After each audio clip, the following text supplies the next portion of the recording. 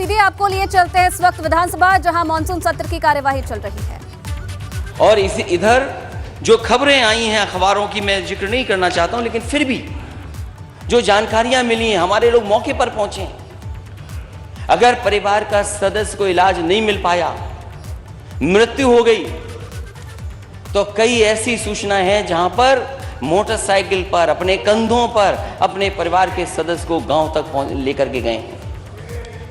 सरकार क्या व्यवस्था नहीं कर सकती लाश को ले जाने के लिए? और अगर अस्पताल में मरीज आ रहा है तो स्ट्रेचर नहीं है। सबसे बेसिक चीज एम्बुलेंस, फिर अस्पताल पहुंच करके स्ट्रेचर्स, और किस विभाग में जाकर के इलाज हो वो, और उसके बाद जांचें।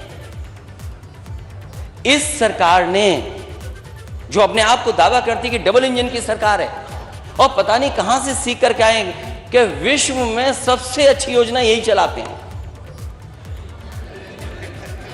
विश्व में सबसे ज्यादा पहचान इन्होंने ही बनाई है। अभी इसी सदन में माननीय मंत्री जी कह रहे थे कि विश्व की सबसे बड़ी योजना पानी की उत्तर प्रदेश में चल रही है, या देश में चल रही सबसे बड़ी योजना है विश्व की। और विश्व की क्यों नहीं होगी? विश्व के यहां पाइप वाटर सप्लाई कब शुरू हो गया था? किस जमाने में पाइप वाटर सप्लाई था? और हर योजना इनकी विश्व वाली है। कोरोना के बाद और कोरोना के समय पर जो देखा है लोगों ने, आज भी भूला नहीं जा सकता। सरकारी अस्पताल में जाने के बाद जो दुर्दशा कोरोना में हुई, हम अपने अस्पतालों को नहीं सुधार पाए। आप किसी अस्पताल में चले जाइए, पीएससी, सीएससी, जिला अस्पताल, मेडिकल कॉलेज, सब में हाथ खड़े कर दिए डॉक्टरों ने। मैं खुद मौके पर गया हूं जिस समय कन्नौज का मेडिकल कॉलेज बन रहा था। मैंने कोशिश की कि सबसे बेहतरीन मेडिकल कॉलेज बने। वहां 2 विभाग, मैं खुद आंखों से गया, मैंने कहा देखूं वे विभाग शुरू हो गए कि नहीं शुरू हो गए। जैसे ही मैं विभागों की तरफ बढ़ा तो मैंने कुत्ते ही कुत्ते देखे वहां पर। 1-2 नहीं, 10-12 कुत्ते घूम रहे हैं। कार्डियोलॉजी डिपार्टमेंट में ताला है, आपके कैंसर डिपार्टमेंट में ताला है, दोनों में ताला है। दवाई है नहीं, मशीनें नहीं है। और जो इंस्टीट्यूशंस हमारी खड़ी की गई, पुरानी सरकारों ने भी बहुत कोशिश करके जो इंस्टीट्यूशंस खड़ी की हैं, अगर हम सबसे प्रीमियम इंस्टीट्यूशन को अपना माने पीजीआई, आप किसी विभाग में किसी डॉक्टर से पूछ लीजिए, जिन मशीनों में, जिस लैबों में आपको काम करने का मौका मिल रहा है, क्या वो मशीनें ऑब्सलीट हो गई हैं कि नहीं हो गई हैं? ये सरकार बताए कि इन्होंने मशीनें कितनी खरीद करके डॉक्टर्स को दे दी। ठेले पे जा रहा है मरीज, ऑटो में जा रहा है मरीज, बैलगाड़ी में मरीज जा रहा है, आपकी एम्बुलेंस कहां है? और कंधे पे लाश जाना, मोटरसाइकिल पे लाश जाना, ये कहां की तस्वीरें हैं? ये विश्व तस्वीरें देखेगा तो कहां जाएंगे आप? जिस दिन गोंडा की घटना, ये कस्टोडियल डेथ की हुई थी, ये नवाबगंज थाने की जिस दिन घटना हुई है, उसी दिन गोंडा में एक नर्स ने, एक गर्भवती मां जिसने बच्चे को जन्म दिया, बोतल चढ़ रही थी, गलत इंजेक्शन लगा दिया, उस मां की उसी समय जान चली गई। क्या मेडिकल नेग्लिजेंस की वजह से जानें नहीं जा रही? क्या मेडिकल नेग्लिजेंस की वजह से लोगों की किडनियां नहीं खराब हो रही हैं? ये सरकार जो दावा करती है कि झोला छाप जो डॉक्टर हैं, झोला छाप डॉक्टरों की नहीं दवाई चलने देंगे। ये खुद माननीय मंत्री बन गए हैं छापामार मंत्री। इनके छापों का असर क्या है? इनके छापों का असर क्या है? एक बच्चे को, एक मां जो एक गोंडा के अस्पताल में एडमिट थी, जाने कहां से जानवर आया, किसके कारण उसको नोच लिया गया, जिससे जान चली गई। जब पत्रकारों ने हंगामा किया, शोर किया, सवाल पूछा, इनके पास, माननीय मंत्री जी के पास जवाब नहीं था। पता नहीं कान में क्या कह दिया, कान में कुछ कह दिया। ये कान वाला इलाज क्या है आपका? कि पत्रकारों ने उसके बाद सवाल नहीं पूछा आपसे। ये कान वाला इलाज क्या किया आपने? और जहां जहां छापे मारे हैं, आपके जाने के बाद क्या तस्वीर बदल गई है, कभी माननीय मंत्री जी ने सोचा है? एक जानकारी मुझे मिली, मैंने एक सीएससी की तस्वीर लगा दी और कहा कि देखिए एम्बुलेंस बंद पड़ी है, पानी भरा हुआ है, डॉक्टर है नहीं, मरीज इंतजार कर रहे हैं, डॉक्टर आए नहीं है, दवा नहीं है। क्योंकि माननीय मंत्री जी डिजिटली बहुत स्मार्ट बन रहे हैं आजकल। उन्होंने तुरंत अपने अधिकारियों को खड़खड़ाया होगा, वहां के अधिकारी गए, पूरा का पूरा सफाई कर दी और तस्वीर लगा दी इन्होंने कि मैं जो पूर्व मुख्यमंत्री वो झूठ बोल रहे हैं, सत्य नहीं बोल रहे हैं। लेकिन मैं धन्यवाद देना चाहता हूं, भारतीय जनता पार्टी का ही वो चैनल है, उसने माननीय मंत्री जी की पोल खोल दी। हमारी तरफ से कोई असत्य बात नहीं थी, अगर कोई सच छिपा रहा था तो सरकार सच छिपा रही थी। और फिर मैं माननीय मंत्री जी से कहूंगा, जितने काम उस सीएससी में, क्या आपकी सफाई से वहां लिफ्ट चल गई थी क्या? और जो काउंसिल, जो नेशनल मेडिकल काउंसिल है, उसके मानक हैं, उसका एक अपना प्रोसीजर है। ये सरकार दावा कर रही है कि हमने मेडिकल कॉलेज बहुत बना दिए। आजादी के बाद जितने मेडिकल कॉलेज बनाए सबकी सूची जारी कर देते हैं ये लोग। और शायद अध्यक्ष महोदय, हमारे पार्लियामेंट मिनिस्टर जो बैठे हैं वो जानते होंगे, शाहजहांपुर का, इनके जिले का सबसे पहले अगर किसी ने मेडिकल कॉलेज का शिलान्यास किया था तो मैं गया था। और उस समय के स्वास्थ्य मंत्री नड्डा जी गए थे कि नहीं गए थे? वो योजना दिल्ली की थी कि जिला अस्पतालों को कैसे मेडिकल कॉलेज को बनाया जाए।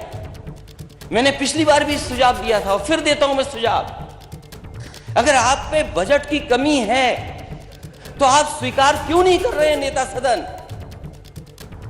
अगर बजट की कमी है तो नेता सदन स्वीकार क्यों नहीं कर रहे? और नेता सदन को बजट देना चाहिए अपने डिप्टी सीएम को। क्यों डिप्टी सीएम को नहीं बजट दे रहे हैं?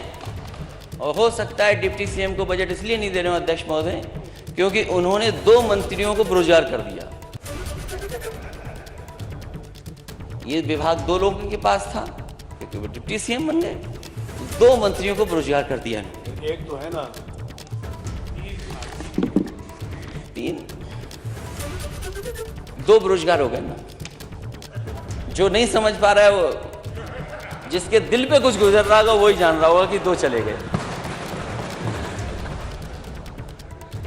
और ये सरकार जो निजीकरण का रास्ता अपना रही है, ये स्मोक स्क्रीन है कि हम विश्व से सबसे अच्छी फैसिलिटी दे रहे हैं। लेकिन सच्चाई ये है कि ये हमारी संस्थाओं को बंद करना चाहते हैं। ये हॉस्पिटल भी बंद करना चाहते हैं। ये सब प्राइवेट हाथों में देना चाहते हैं। रेलवे दे दी, अभी लॉजिस्टिक्स के नाम पर रेलवे की जमीनें दे दी। पहले 5 साल के लिए दी, फिर 30 साल के लिए दे दी, 35 साल हो गए। आप अध्यक्ष जी खुद हैं कानपुर, इतने बड़े महानगर के आप अध्यक्ष जी डेली खबर सुनते होंगे हैलट अस्पताल का हाल क्या है। और माननीय सदस्य यहां जीत करके आए, बताइए हैलट अस्पताल क्या हाल है? कोई भी जिले अस्पताल में एडमिशन नहीं हो रहा, मरीज का रेफर कर देते हैं। यहां चलाया तो नहीं, आगे बढ़ा देते हैं। मैं नेता सदन के माध्यम से माननीय मंत्री से जानना चाहता हूं, जो इमरजेंसी में आते हैं मरीज, उनको कितना भर्ती कर देते हैं आप?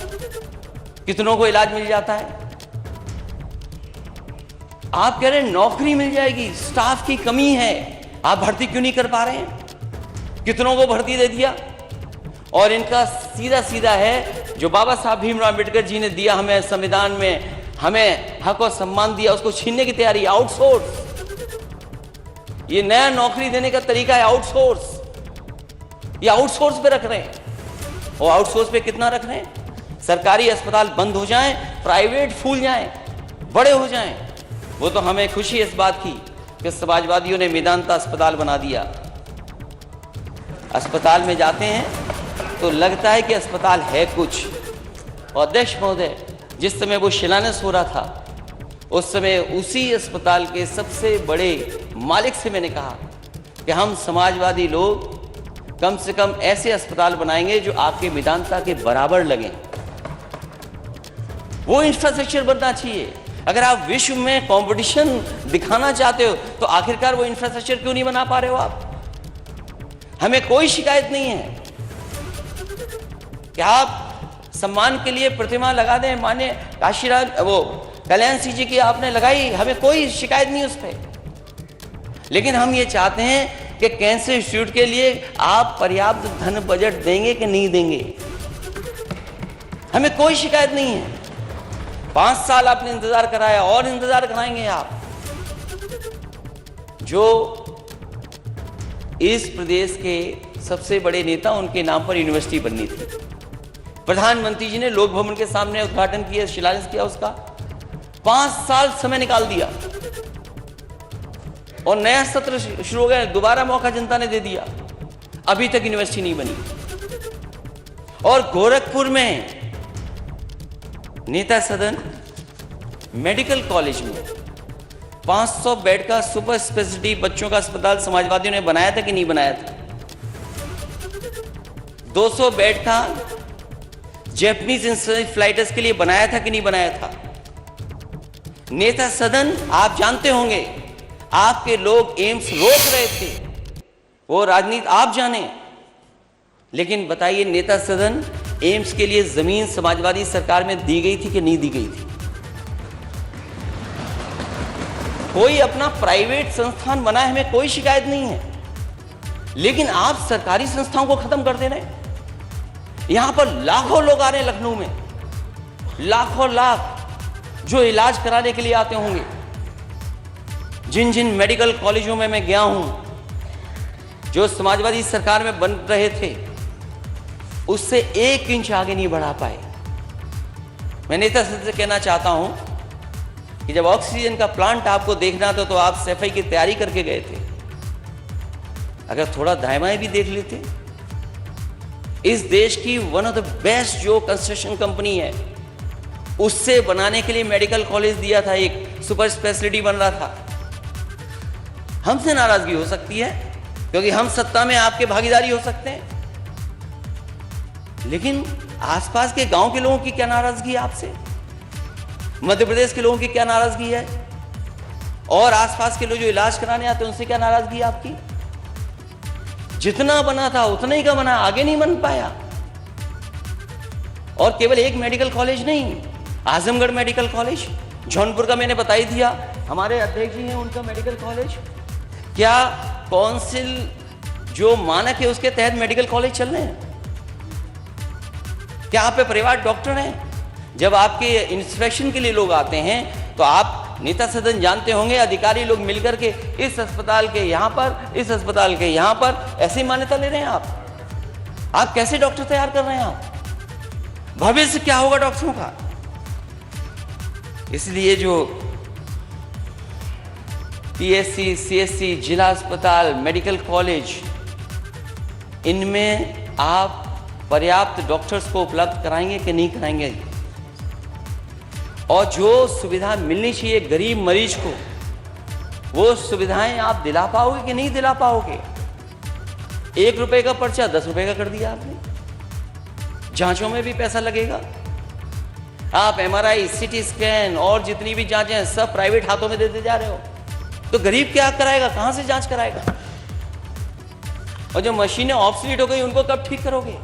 कैंसर बढ़ रहा, उसके कैंसर के इलाज के लिए कैंसर इंस्टीट्यूट बनना था, आज भी लोगों को मुंबई जाना पड़ रहा है, आज भी लोगों को दिल्ली जाना पड़ रहा है। और जो कुछ मदद सरकार से होती है, और सरकार भी आधे अधूरे मन से मदद करती है।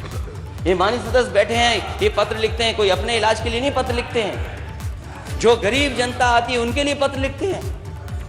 अरे इतने गरीब कब से हो गए नेता सदन? आपकी तो डबल इंजन की सरकार है, आपको तो डबल पैसा देना चाहिए, और फिर उसमें भी हिसाब किताब देखते हैं आप कि कितना देंगे। अरे कोई बीमारी एक बार आएगी, पता नहीं कि बीमारी कितनी बार आ जाए। तो बीमारी आ जाएगी, उसके लिए केवल आप कंजूसी कर करके थोड़ा सा पैसा दे देंगे, क्या उससे इलाज हो जाएगा? मैं तो ये कहना चाहता हूं अध्यक्ष महोदय आपके माध्यम से कि अगर कोई गरीब आए सरकारी अस्पताल में तो उसे इधर उधर नहीं देखना पड़े, पूरा का पूरा इलाज सरकारी अस्पताल में हो जाए। ये समाजवादियों का मानना है। ये हमारी सोच थी। मुझे याद है नेताजी ने जब भी ये लोहिया का इंस्टीट्यूट बनाया, 1 रुपए का पर्चा किया, इलाज फ्री करा दिया। आज 100 रुपए का हो गया, 100 रुपए का हो गया। और हर मेडिकल कॉलेज में अलग से बजट देते थे गरीब के इलाज के लिए, असाध्य बीमारी के लिए इलाज करा ले, उसको पैसा नहीं देना पड़े। अरे कहाँ लेके जाओगे इतना पैसा? और अब तो आपने आउटसोर्स करके कंपनी हायर की है कि हम $1 ट्रिलियन इकोनॉमी कैसे बनाएंगे। यूपी की $1 ट्रिलियन इकोनॉमी।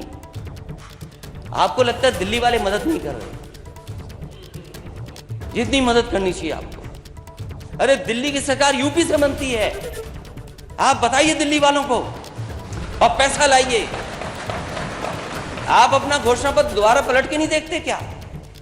आपने कितने एम्स बनाने के लिए कहा था? 5 साल चले गए, कितने एम्स बन गए आप? ये दोनों एम्स जो बन रहे हैं उत्तर प्रदेश में, ये समाजवादियों की देन है जिसकी वजह से एम्स बन रहे हैं। आप नया एम्स कब लाओगे? बुंदेलखंड में जो मेडिकल कॉलेज था जालौन का, उरई का, बर्बाद कर दिया। झांसी का बर्बाद कर दिया। अम्बेडकर नगर में जो पर्याप्त स्टाफ होना चाहिए वो नहीं है। कोई इलाज नहीं। आजमगढ़ का क्या हाल है? जो नए बना रहे हो उसका हाल आप बेहतर जानते होंगे। और इसीलिए हमारे जो डिप्टी सीएम है जहां जाते हैं छापा मारते हैं, बाद में कहते हैं शर्मिंदा हो गए हम तो, क्यों आए हम छापा के लिए यहां पर? अरे छापा मंत्री बनोगे, कुछ कार्रवाई भी करोगे। आ जाए जवाब। जैसे झोला छाप डॉक्टर की कोई मान्यता नहीं, वैसे इनकी भी होने जा रही है अभी। अरे जवाब आ जवाब। कोई नहीं पूछ रहा झोला छाप डॉक्टरों को। माननीय मंत्री ट्रांसफर हो गए, इन्हें पता ही नहीं भागीदारी किसकी थी।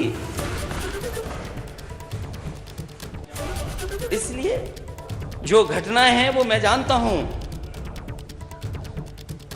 एम्बुलेंस से निजी अस्पताल में हो रही है मरीजों की शिफ्टिंग। यह है उत्तर प्रदेश। विश्व की सबसे बड़ी योजना चला रहे हैं आप लोग। 250 रुपए का ऑक्सीजन सिलेंडर 6 गुना वसूला जा रहा है। बेटे को लेकर के भटकता रहा बेबस पिता, जो मैंने कहानी बताई, और भी हुए इस तरह की घटना। अस्पताल में पत्नी का शव पीठ पर लाद कर लौटा व्यक्ति। क्या दिन देख रहे हैं हम लोग। और प्रसव के दौरान जच्चा बच्चा दोनों की मौत।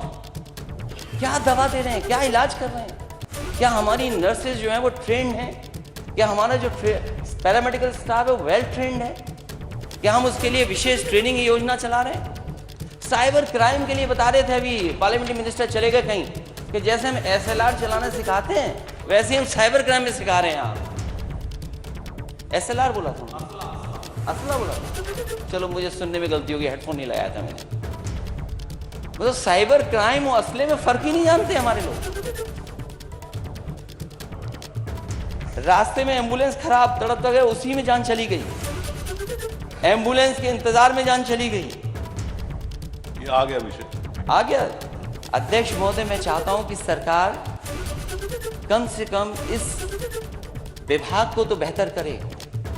और जब मौका मिला है आपको, डबल इंजन की सरकार कहते हैं आप, दावा करते हैं कि बजट में कोई कमी नहीं है। आप बजट पर्याप्त दीजिए। आपके डॉक्टर, आपके लोग दूसरे प्राइवेट में नहीं भागेंगे। प्राइवेट में व्यवस्थाएं बेहतर हैं, उन्हें सुविधाएं अच्छी हैं। इसलिए जानबूझ करके सरकार सरकारी अस्पतालों को बर्बाद कर रही, जिससे कि अच्छे अच्छे डॉक्टर हमारे चले जाएं। जो सुविधा PGI को मिलती थी वही सुविधाएं KGMU को दी, वही लोहिया को दी। नेता सदन गोरखपुर में कब उन डॉक्टर और नर्सों सबको मिलेगी, या पूरे प्रदेश के डॉक्टरों को या उन मेडिकल कॉलेजों को वो सुविधा कब मिलेगी? आ जाए बता। इसलिए अध्यक्ष महोदय और अध्यक्ष महोदय, मुझे उम्मीद है कि 108 व्यवस्था में सुधार लाएंगे। अगर बजट की कमी हो तो शर्मिंदा ना हो, नेता सदन के पास जाएं, कुछ समझाएं, मनाएं, शायद बजट आपको मिल जाए। बहुत बहुत धन्यवाद अध्यक्ष महोदय। और मैं चाहता हूं कि माननीय मुख्यमंत्री जी, और अभी एक चर्चा दिन अभी तो कि कराया था सदन बहुत छोटा है, लेकिन फिर भी अगर इतना महत्वपूर्ण विभाग है क्योंकि जीवन से जुड़ा है। अब जवाब माननीय मुख्यमंत्री। इसलिए मैं अध्यक्ष महोदय चाहूंगा कि इस पे चर्चा हो जाए सदन माननीय में। मुख्यमंत्री।